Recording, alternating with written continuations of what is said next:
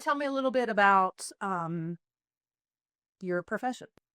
We are in the exterior business. So Keystone Builders, we are heading into our 8th season, 4th with me being with the company. I kind of briefly said that it's my brother-in-law's company, which we were a little nervous when he first started out with how many roofing companies there are. And we were each with my nephew, and my sister was pregnant with their second. So it was kind of a, Leap of faith. is this the time to do it kind of thing? And man, did it work out for him. So Okay, that's very, very, very, very proud of him and where he's at. So okay. So, what was the pivotal moment or decision that shaped the trajectory of your business journey, and what lesson did you take from that? the pivotal moment I would think is, well, really what got me to quit my job. So I went from having a salary safe Monday through Friday, but it was the same thing day in and day out. I just couldn't take it anymore. So prior to me quitting, I would go out on Saturdays to run leads. The very first day I signed 3 people in Wow. down in Roseville, and Monday I'm like, 2 weeks. Here's my 2 week I didn't. notice. It's it's not so much is the damage there that you can't have control over. It's why they should go with you. Yes. And honestly, I didn't realize how easy. I don't want to say easy, but not as hard to get people approved. That in my preconceived mind, that Right. was not the case at all. Especially if they have an older roof. If you find even dings to their vents and their shingles discontinued, you're signing that one up all day long. Right. Or you only need to get the rents approved and then the whole roof's approved because I can't match that shingle. So I didn't know that, and I wish I would have known sooner. So probably would have quit my job sooner. So you got 3 yeses on the first day. How many no's did you get? None. Really? Going 3 for 3 on the roof. Hold on. No wonder you went for it. Wow, that's kind of unheard of. Granted, it's a little skewed because it was Roseville and it was they Good got hailstorm. they got blasted, and you could see it from the street. So that part was the easy. That's why I didn't realize how easy it was at the time. But of course, I don't. Slam it in your face yet. No, if I don't do any door knocking, we're at canvassers. Yeah, we have 3 canvassers, and they absolutely love doing that. I don't like knocking and randomly trying to sell people. It's easier for me when the canvasser gets there first, sets the appointment, and then I get the name and the address, and they already know that I'm coming, so it makes it a little bit easier. Are the canvassers younger? 2 of them knowledge. 2 of them have been doing canvassing for 12 years for roofing companies. Is male or female? Both are males. And then we have one kid that's 23 maybe, just started 2 years ago. And he loves the RA too, so Oh. I'll have the power to those guys. Just like you said, I can't deal with get the F off my property bill, or Yeah. I'll call the cops, or Yeah, that's soliciting. the rejection thing is tough for me, but I will knock my owner on my bill, especially if my roof's going. That's an easy, like, hey, just so you know, we're in the area doing your neighbor's roof. Yeah. Got them fully approved. 3. Exactly. It seems better. They can trust you because their neighbor trusted you. Yeah, the cold door knocking. Yeah, it's tough. It's tough. Yeah, I always wondered why canvassers weren't female. Because I know as a female, if somebody rings my bell and I don't know who they are, if it's a male, I'm a little more standoffish. If it's a female, I'm like, okay. And I seem to trust her and I don't feel as, We did have a female knock for us 2 years ago. I think she lasted less than a month. Oh, it's a girl. It's either up your alley or it's not. There's no in between. yeah, I could see that though. Then if I were the female in the canvassing position, I might feel uncomfortable knocking on a door and a gentleman opens the door. I might, so yeah, I guess. Okay. It's not for everybody. So what is, speaking of roofing and hailstorms and the amount of hailstorms that Minneapolis area does get, what's a common misconception about your profession? Common misconception is people think we are greedy, money hungry, but if you really think about it, especially if you went through a pretty serious storm, your solution could be standing right in front of you and you have to lift a finger. That's kind of when I bring it in that light to homeowners, it seems to really kind of click for them. Like, yeah, no, I think I've nothing to lose to have you go and, look at my roof. I will say though, was that 2 years ago, the 2 Irish guys, I don't know if you remember, all over the news. They got fake business cards for one of the actual roofing companies, and they would go up, do the damage themselves, take pictures of it, come down and say, you need to fix this now. We can do it today for $1,000 forever, right? And people, that's the whole reason why they had the seven. About it work and yeah. You are legally not able to do the work of a same day for at least every 2 hours from collecting initial payment. Wow. Yeah. I always tell people don't give money until materials are in the driveway. Never, never, never. Yeah. Especially not a fly-by-night person. Well, I can fix it right here while I'm here. No, that's not how this works. So that had people a little bit uneasy with us for a little bit, which I don't blame them, right? But at least we're lucky enough to, I could say, Google us like we are exactly what we say we are. We have awesome reviews. Look at our previous homeowners feedback that we get. So And just being trustworthy and transparent through all the steps. Same thing with me in real estate. You have to show them that you're trustworthy and my kind of approach is I'm not pushy. Some of the guys that do what I do are very pushy. That's not the angle that I like to take. It's I'm going to show you all the damage. I will let you know what it is that I'd be very confident of you getting approved. Some maybe not 100%, but is it enough to make a warrant filing a claim? Yeah. Almost all the time, yes, just because, especially if you've never filed a claim before. You've been with the same insurance company for 15 years and you never filed a claim. It's like you have nothing to lose. Like think how much money you've given them. You're paying for a service, you might as well use it, is probably the best way that I put it to reward it for homeowners. Be like, as soon as I say that, I'm like, yeah, you know what?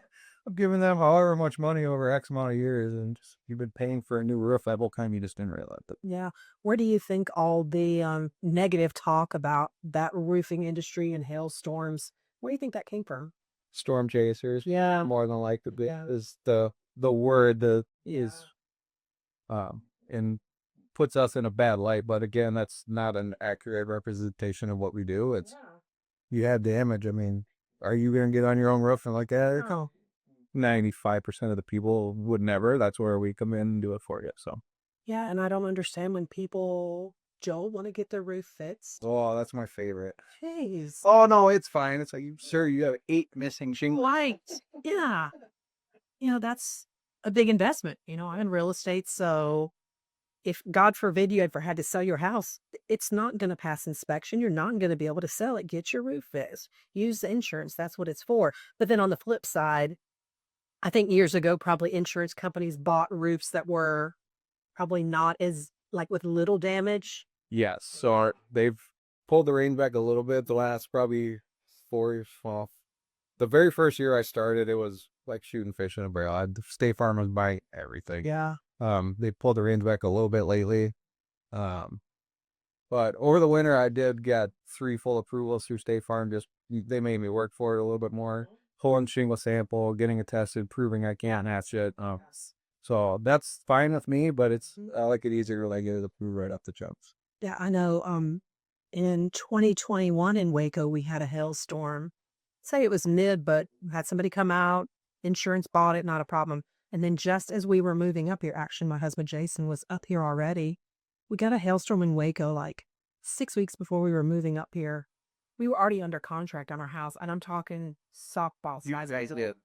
It knocked the windows out of our house. I've seen pictures for out of Texas where it literally went Huge. through the roof, through the decking, Yes. through your ceiling, and landing on your kitchen table. But the insurance bought it 2 years later. I mean, they just couldn't deny screens, holes through our screens, went through the screen, went through the glass. Yeah, it was pretty big. Usually Waco, because it's in the center of Texas, didn't get it. It was more Dallas up north a little bit more, but no, we got it too. Like I said, 2 storms within 3 years, and insurance was fine with it, but I'm sure that'll change as well too. I heard that after I moved here that insurance started dropping people in the Waco area because of those 2 storms. I think State Farm just officially pulled out of Texas for some reason. Yeah. They're talking about pulling out of here. It sounds like 5 or so years from now. And they didn't that. Exactly. That's my thing. Like, you pay insurance. That's what they did in California. It's 6 months prior to the fires. Yeah. A lot of those people didn't have insurance because State Farm dropped them, and then they were shopping around, and the price was just astronomical. That's crazy. Okay, what's one piece of advice you wish you had received when you were starting out in the industry? How would it change what you do? Getting back to, I guess, kind of what I've already said was, it doesn't take much to get full approval, which in my preconceived mind leading up to that it had to be completely damaged for insurance to cover it. I didn't realize that's not the case at all. So Yeah. Isn't it so many? Depends on who It's you have for insurance. They have different yeah. levels of damage in a 10 by 10 area. So State Farms, if you find 6 decent hits, they're going to buy that one. That one. Okay. Sorry. American Family 6. State Farm's like 8 to 9. Okay. And State Farm wants 2 out of the 4 elevations with at least that amount. Okay. So that's where I'll get the front approved, but I can't find enough to warrant the left, right, or the rear. That's where I have to go further into putting in work to get full approval, which is proving that I can't match it. So that is one good thing about our state is the like, time, and quality matching. Yes. So even if it's remote, a little bit close, but you can easily tell from the street that then that's not going to fly right. So Yeah. you want to get your own BAP to free. To what you paid for. Exactly. Exactly. So yeah, nothing more, nothing less. And now your brother-in-law that started the company, how long has he been at it? Oh, For he started at 20. oh, We're working on it with an actual roofing crew. okay. So he did the actual install for the first 2 years, kind of learned the ins and outs of it. And then he went into cold calling out of a call center for a roofing company. And then he went into what I currently do now, which is sales for Slim and Trim. I'm not sure if they are still in business, but he did that for 5 years, 6 years, something like that, and then decided to start his own company. So Well, is it difficult to work with family? I was a little hesitant at first just because I've heard that, but no, Oh. I haven't had any issue with that. Oh, that's I really suppose it's a little bit easier since I am fairly good at it. So I was third out of well, I'm just saying I was third out of 14 in sales. I can see that though. You have a calming personality. And that's just And yourself. like you said, you're not pushy. Yeah. So I would feel comfortable buying it from, letting you say, "Oh yeah, hop on the roof." Yeah, when you just don't have that how some salespeople have that. Like they're pushing you. They're just trying to get commission and It's so they're not trustworthy. You since we sense it. since we brought it up, the first 3 times that I went out before I quit my job, like officially, I ran with 2 different guys, night and day different on their strategy. Right, the first guy was you took 6 pictures that came down, and I'm thinking right away like we haven't been up here that long, right? He's like, "Don't worry, I'm gonna sell it off of these. That's all I do."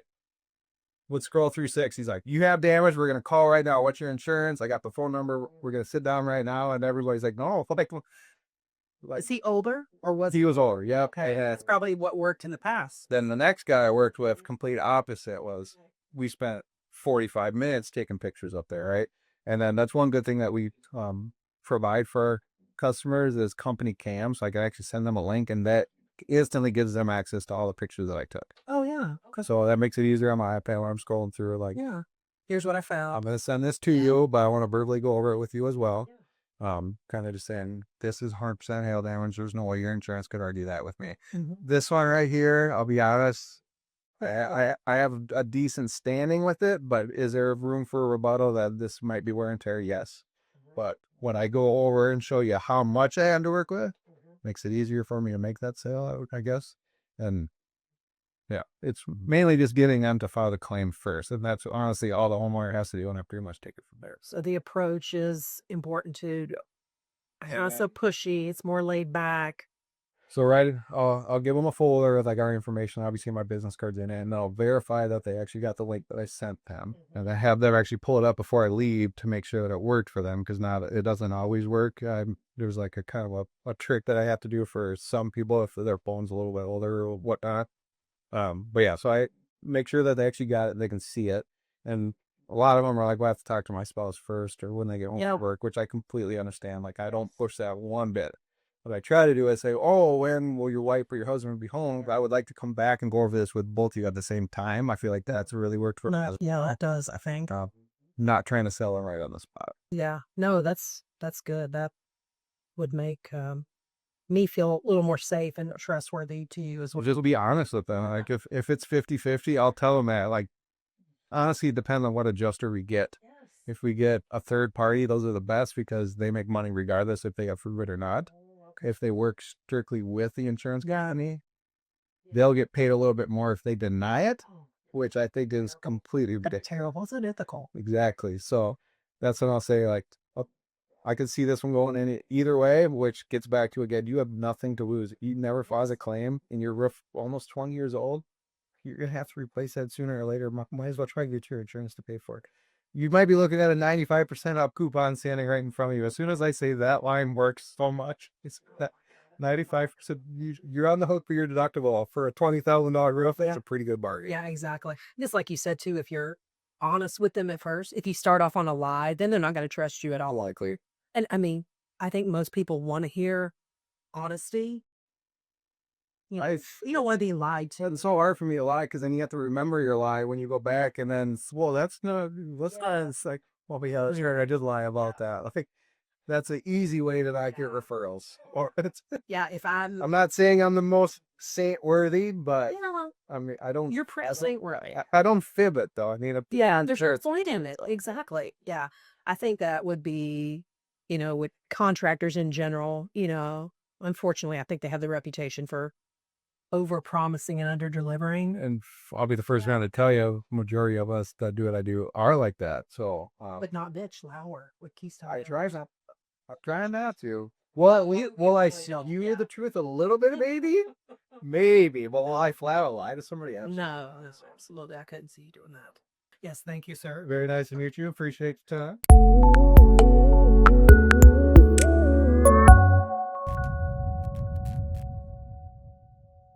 Hey, it's Will with the Podcast Crew team. Spotlight is a vidcast shot at the Podcast Crew studios in Minneapolis. We would love for you to be our guest. Email us at the email address on your screen below to get a copy of the upcoming schedule. It's free, it's easy, and it's a great way to try out a podcast or a vidcast with our pro team. We do an in-person, in-studio version if you're in the Twin Cities area, and also an online version if you're somewhere else. We'd love to have you, hear your story, and help you start your podcast journey. Thanks. Get in touch today.